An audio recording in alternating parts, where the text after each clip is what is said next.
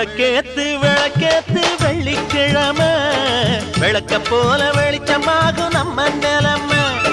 விளக்கேத்து விளக்கேத்து வெள்ளிக்கிழமை விளக்க போல வெளிச்சமாகும் நம்ம நிலைமை.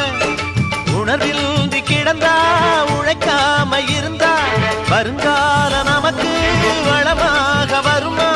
வந்தாச்சு வந்தாச்சு வருங்கால நமக்கு.